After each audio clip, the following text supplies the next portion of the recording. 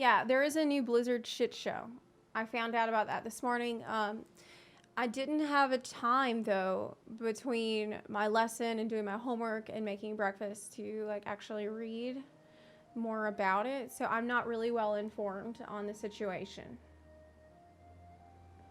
Hey, yeah, I'm really not that informed on the situation. I actually had the Wall Street Journal article up and I was trying to read it before the stream, but I just didn't have time. Like I completely ran out of time. So, I did find this Twitter thread from one of the writers though, who like, I guess this might summarize it somewhat because I mean, I need to inform myself on what's going on. I don't know what's going on with the situation. Yeah, it seems like from what I've glanced at so far, it seems pretty, like it could be pretty rough.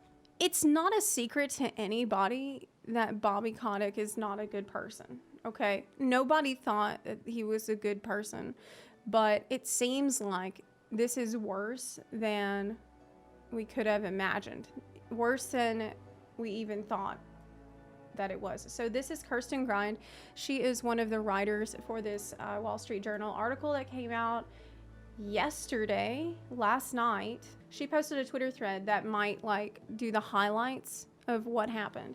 So apparently, according to her, I don't know if this is true, he told an employee that he would have her killed.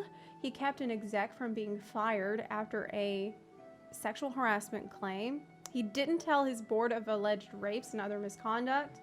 And this was their investigation. She's linking to this article, which I just, now this is paywalled. So this might be helpful just to go over the main points on the Twitter thread for people that are not subscribed to the Wall Street Journal.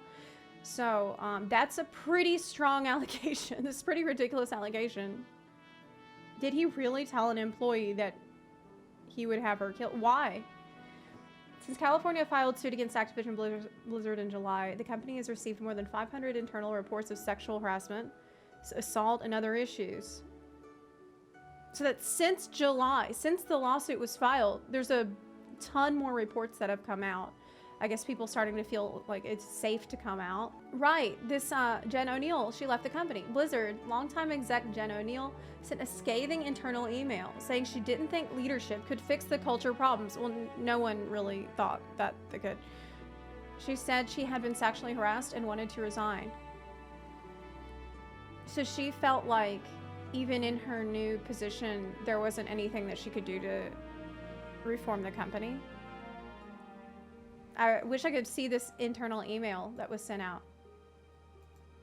Because that's, I'm wondering, like, was it well known that she had been harassed at work? Is that one of the reasons why they made her the co-leader? And if so, what went wrong here? Why would she accept the new position? Okay, well, that seems like the culture described here, it seems pretty run-of-the-mill for gaming companies nowadays, unfortunately. This isn't exactly a summary because there are some things referred to here in this thread that really need to be looked at on their own, like this internal email sent by Jen O'Neill, finding out what happened there.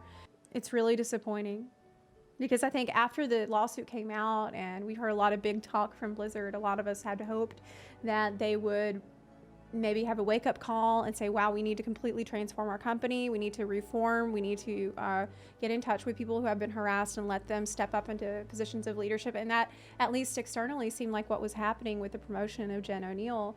But to hear this, it just sounds like nothing has actually happened. And it's the thing that I guess everybody expected, but nobody wanted to hear. She was promoted and then found out she was still making less than Ibarra. What? She was being paid less. Oh my God. She was being paid less. Of course, it's all just, it was all just lip service. It was all just a publicity stunt. They were basically trying to use her to show everyone, look, we've put a woman in a leadership position. They didn't think that she'd find out about that. It's like, not only is it unethical, but it's also so incompetent of them to do that. Like, what part of this do you not get? What part of this do you not get? Asma made a video about it. If you... Oh, really?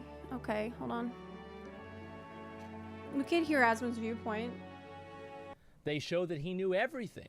He knew about the allegations of the employee misconduct in many parts of the company. He did not inform the board of directors about everything he knew. The interviews and the documents show even after regulators began investigating the incidents in 2018. So he kept this behind closed doors as long as he could, so he could pump up the price of the company as much as possible, and that way he could guarantee himself $100 million fucking bonus. And I want to just kind of, is a person just to understand. Do you think that the board of directors did actually know? And they didn't do anything? I don't think so. I just don't. I don't think so. Maybe I just don't want to believe that. But I think it's incredibly likely that Bobby would just not tell them, because I feel like he not on the best of terms with the other people on the board of directors anyway.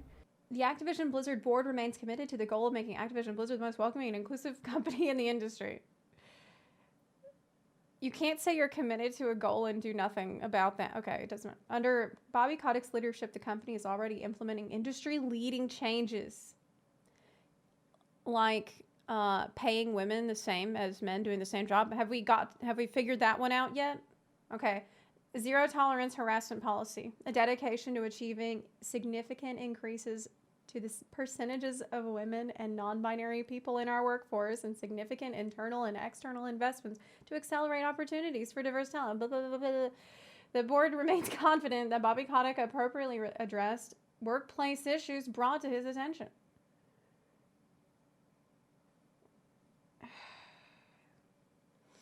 The goals we've set for ourselves are both critical and ambitious. The board remains confident in Bobby Kotick's leadership, commitment, and ability to achieve these goals. Wow. Wow. Wow. They really doubled down. They really made the choice to double down on this. The only reason that they would make the choice to double down on this and fully defend Bobby is if they are actually aware of what happened and were complicit. They just ignored it. And yeah, it's general PR, like nothing. But God, it's so gross. It's so nasty. It's just disgusting. O'Neill said in a combination of sexual harassment, and she was paid less than her male counterpart at the helm of Blizzard. That's Mike Ybarra, and wanted to discuss her resignation. Now, her being paid less than Mike Ybarra, I think this is a red herring. That doesn't really matter. There could be a million fucking reasons for that, and some of those could make sense. I don't care about that. That is like a completely separate fucking issue. This here, I have been tokenized, marginalized, and discriminated. It's not. It's really not. Like, it's a pretty huge deal that she was paid less. They put out the statements, they put out the pretty words, letting everybody know about their commitment to diversity, their commitment to being inclusive and promoting women and supporting women in their company. And then at the same time, ask themselves, how much should we pay this woman that we're promoting? Well, what do we normally do? What have we been doing for the past... just check how much the man is making and make sure you pay her less, because that doesn't have anything to do with anything that's going on in our company right now. Against, right, wrote Miss O'Neill, who's Asian American and gay. So it was very obvious that whenever Blizzard had Mike Ybarra and Jen O'Neill, they had both of them take the leadership reins of Blizzard. It was obvious to me, and I think everybody, that they had to put a woman in that leadership charge. And I think that she's right. I think that she was put in that position because of that, and she resented that because this is a woman that's had a successful career for decades. Yeah. And to have that successful career reduced down to her gender is an insult to her accomplishments. Yeah. So you have to look at it from her perspective. It's that, you know, I've done all of these things for all of this time, And the only reason that I'm being put in this position is because of a chromosome. And it would make anybody in her position feel worthless. So what's this video message that he sent out to employees? Is that something that I can find? I found a transcript of it. Okay, here we go. All right. Okay, it's muted. Future. So this is what was playing at the beginning of the Asmund's I video. want to talk with you today about our future and reiterate my conviction to create the most welcoming and inclusive workplace. Over the last few months, so many of you have generously and candidly shared your experiences and your insights about the type of company you want I feel really creeped out. Like we are 20 seconds into this video, and this is really creepy. This feels really creepy to me. Okay. It's like I'm gonna sit through it. be. We've taken meaningful actions to improve our company and our culture, but there's more to do. To become the model workplace we all aspire to be, more change is required. But I am so confident we will get there. There will, of course, be continued media attention about us and our industry over the next few months. In fact, there's an article today that paints an inaccurate and misleading view of our company, of me personally, and my leadership. This is like there is no Warren Bossing say vibes. It's so creepy. It's so creepy. He's like letting people know, now listen, there's gonna be some media attention on our company in the coming months. And don't worry about it, okay? It's all fake, man. Don't worry about it. Just know that you might see me on the news and you might hear some bad stuff about our company, but don't worry because it's all inaccurate. I want to say two important things about this. First, we are incredibly fortunate to have the most talented people in our industry, all so committed to constant improvement, and I share this commitment. The second thing I want to say is that anyone who doubts my conviction to be the most welcoming and inclusive workplace Just makes my skin doesn't crawl. really appreciate how important this is to me.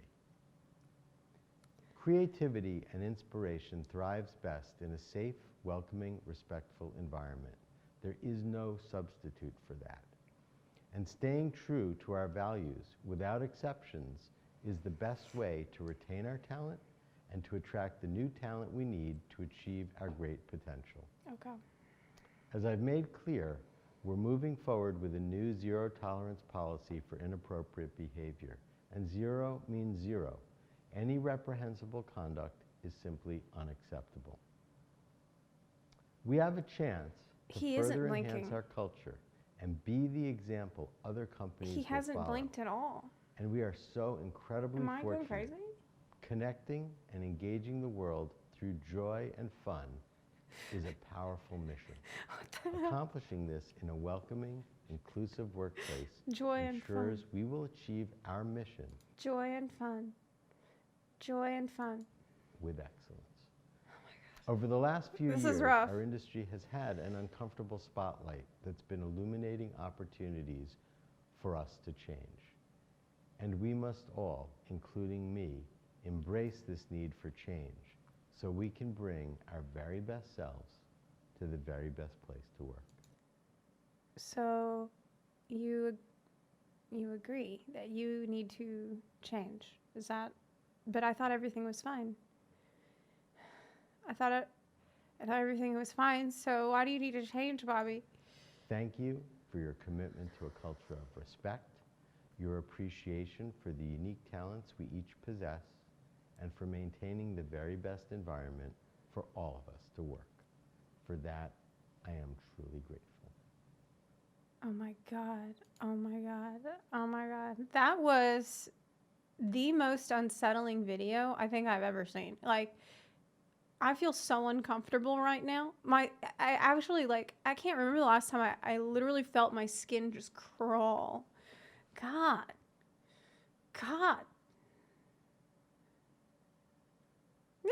Yeah, the pause. He's just like, he's in the dark waiting. I gotta click off this. I gotta get out of there.